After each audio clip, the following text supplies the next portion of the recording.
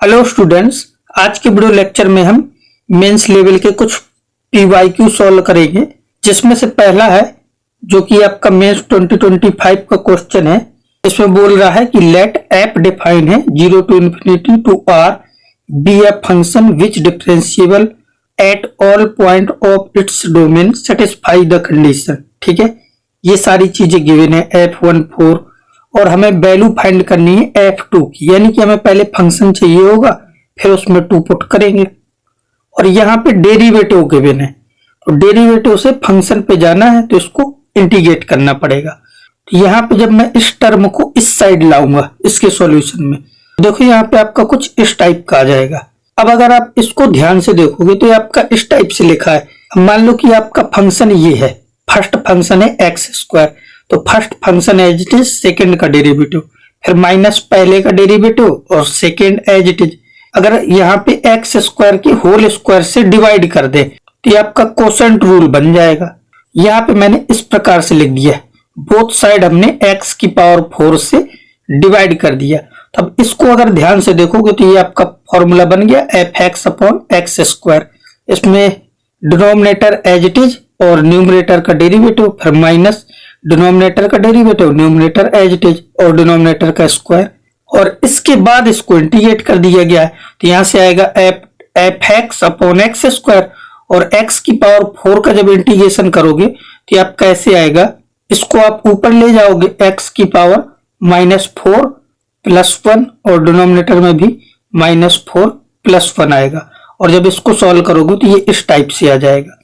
इसके बाद आपका ये एक्स स्क्वायर से मल्टीप्लाई करा दिया तो ये टर्म आ गया, तो एफ एक्स हमारा आ चुका है। अब ये कांस्टेंट की वैल्यू निकालने के लिए यहाँ पे ये गिवन है, f1 की जगह क्या है 4, यानी कि x की जगह 1 पुट करो तो 4 मिलना चाहिए। यहाँ मैं x की जगह 1 पुट कर दूंगा, तो जब x की जगह 1 पुट करोगे तो c की वैल्यू क्या आ जाएगी 5, क्योंकि यहाँ पे f1 हो जाएगा तो वो 4 हो गया, और यहाँ पे 1 पुट किया तो -1 और प्लस c, तो c की वैल्यू 5 आ गई, और c की वैल्यू वापस यहाँ पे पुट कर दिया तो ये आ गया। ठीक है, अब मुझे यहाँ पे f2 चाहिए, तो x की जगह इसमें 2 पुट कर दो, तो f2 इक्वल टू क्या आएगा -1/2 + 5 × 2 का स्क्वायर, तो 4 हो जाएगा। अब देखो क्वेश्चन में इसने 2f2 पूछा है, तो सीधे यहाँ पे 2 से मल्टीप्लाई करा दो, तो 2f2 इक्वल टू क्या जाएगा, 2 से मल्टीप्लाई कराओगे तो आएगा -1 प्लस, और इसमें 2 से मल्टीप्लाई कराया तो ये 20 और 22 कितना हो जाएगा 40, तो इक्वल टू कितना आ गया 39। तो ये आपका आंसर है। तो अब ऑप्शन चेक कर लो, तो आपका 39 दिख जाएगा, 39 यानी कि ऑप्शन नंबर डी करेक्ट हो जाएगा। ठीक है, तब ये क्वेश्चन क्लियर हो गया होगा। इसके बाद देखो नेक्स्ट क्वेश्चन है, तो ये भी 2024 का है। इस क्वेश्चन में हमें सेकेंड डेरिवेटिव तक जाना है और फिर x की जगह 1/2 पुट कर देंगे। तो सबसे पहले इसको ऐसे लिख लो, y इक्वल टू ये e की पावर में चला जाएगा, y इक्वल टू e की पावर 3 sin इनवर्स x, और इसके बाद हम डेरिवेटिव ले लेंगे। तो देखो आपका इस टाइप से आ जाएगा, y इक्वल टू e की पावर 3 sin इनवर्स x, इसका डेरिवेटिव लिया तो dy/dx इक्वल टू e की पावर x का e की पावर x, और फिर इसका करोगे तो 3/√1 - x स्क्वायर। अब इसका मल्टीप्लाई करा दो यहाँ पे, और इसके बाद अगेन इसको डिफरेंशिएट कर दो, तो देखो आपका इस टाइप से आ गया ये। अब यहाँ पे डेरिवेटिव कर दो, तो first function as it is, यानी कि ये आपका √1 - x square as it is, इसका डेरिवेटिव ये y डैश है, इसका करोगे तो ये हो जाएगा y डबल डैश, फिर प्लस, फिर सेकेंड एज इट इज यानी कि y डैश, इसका डेरिवेटिव करोगे तो आएगा 1/2 √1 - x स्क्वायर, और फिर ऊपर वाले का करोगे तो ये हो जाएगा -2x इक्वल टू, और ये हो जाएगा 3y डैश।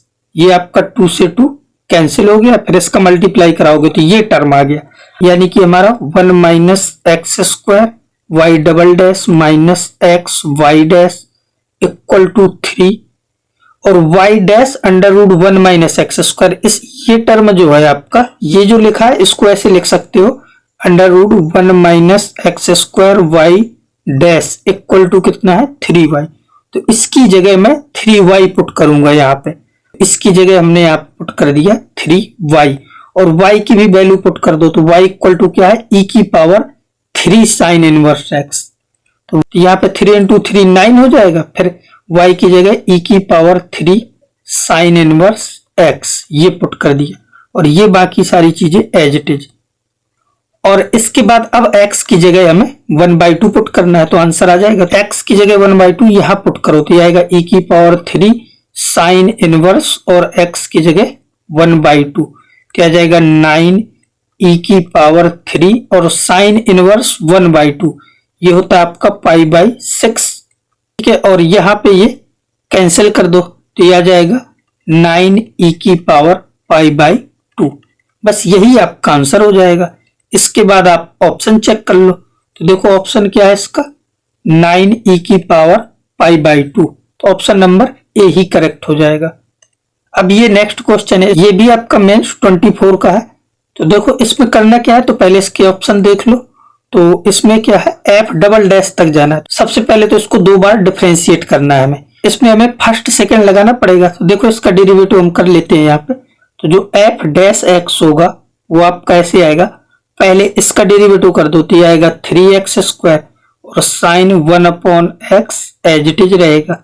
फिर इसके बाद प्लस फिर ये एज इट इज रखो यानी कि x³ साइन 1/x तो इसका होगा cos 1/x और 1/x का करोगे तो आएगा -1/x²। और इससे ये पावर कैंसिल हो जाएगी, ये माइनस आगे आ जाएगा। देखो इसको हम नेक्स्ट पेज में ले जाते हैं, यहाँ पे ये आ गया। अब इसका सेकेंड डेरिवेटिव करना है तो सेकेंड डेरिवेटिव देखो क्या आएगा। अब इसमें फिर से वही फर्स्ट सेकेंड लगाओ तो इसका डेरिवेटिव करोगे तो 6x ये एज इट इज। देखो मैं ये दिखा देता हूं कि ये आपका आया कैसे, तो यहाँ पे देख लेते हैं। तो जैसे f डैश x आ गया था, अब हमें निकालना है f double dash x equal to, तो इसमें फर्स्ट सेकेंड लगाओ तो पहले का डेरिवेटिव क्या होगा 6x और sign 1/x as it is. ठीक है, फिर प्लस फिर इसके बाद फर्स्ट फंक्शन को एज इट इज रखो यानी कि 3x², इसका करोगे तो ये आएगा cos 1/x और फिर 1/x का करोगे तो ये आएगा -1/x²। फिर माइनस और फिर इसमें फर्स्ट सेकेंड लगाओगे तो पहले इसका डेरिवेटिव तो x का 1 हो जाएगा और cos 1/x आ जाएगा। ठीक है, फिर माइनस फिर ये एज इट इज रखो यानी कि x एज इट इज, इसका डेरिवेटिव होगा ये cos है तो cos का क्या होता है माइनस साइन x, तो ये हो जाएगा प्लस साइन 1/x और 1/x का होगा -1/x²। ठीक है, तो ये टर्म आएंगे। अब यहां से दिख रहा है कि ये स्क्वायर से ये x कैंसिल हो जाएगा तो ये आपका आ जाएगा 6x साइन 1/x, ये तो एज इट इज है, और ये x² से x² कैंसिल हो जाएगा और ये माइनस आगे आ जाएगा तो -3 cos 1/x, यहाँ पे x आ गया तो ये x नहीं होगा आपका। ठीक है, इसको हटा दो तो -3 cos 1/x और फिर माइनस cos 1/x और ये माइनस यहाँ आ जाएगा तो -1/x साइन 1/x। ठीक है, तो आपका ये सेकेंड डेरिवेटिव आ गया। अब अपने ऑप्शन चेक कर लो, तो ऑप्शनों में अगर ध्यान से देखोगे तो ये तो 0 पुट किया गया है या फिर 2/π।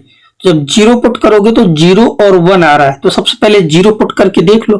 तो यहाँ पे अगर मैं 0 पुट करूंगा तो देखो क्या होगा।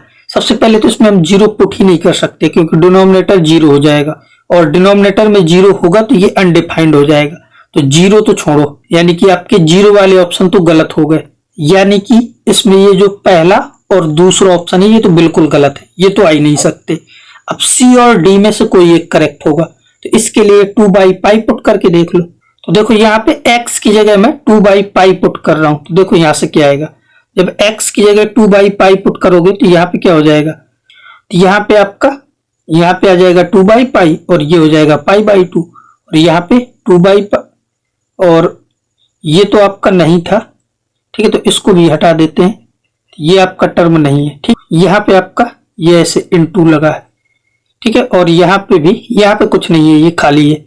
ठीक है, अब यहाँ पे cos π/2 और ये आ गया, यहाँ पे 2/π पुट करोगे तो ये भी π/2 हो जाएगा और ये sin π/2। तब आपको ये पता है कि cos π/2 की वैल्यू 0 होती है, तो ये टर्म तो आपका पूरा 0 हो जाएगा और ये भी 0 हो जाएगा, बचेंगे ये दोनों। तो यहाँ पे जो आपका f डबल डैश 2/π आएगा वो कितना आएगा, यहाँ से हो गया 18/π और ये तो 1 हो जाएगा माइनस, और यहाँ पे लिखा है π/2 और sin π/2 की वैल्यू कितनी हो जाएगी 1। और ये थोड़ा सा गलत हुआ है। यहाँ पे जब इसका मल्टीप्लाई कराओगे तो ये 18 नहीं 12 आएगा। ठीक है, तो यहाँ पे मैं 12 कर देता हूँ। बस इसी को सॉल्व कर लो, आंसर आ जाएगा। तो यहाँ से आपका देखो क्या आएगा, 24 माइनस पाई स्क्वायर अपॉन 2 पाई, ये आंसर होगा। इसके बाद ऑप्शन चेक कर लो।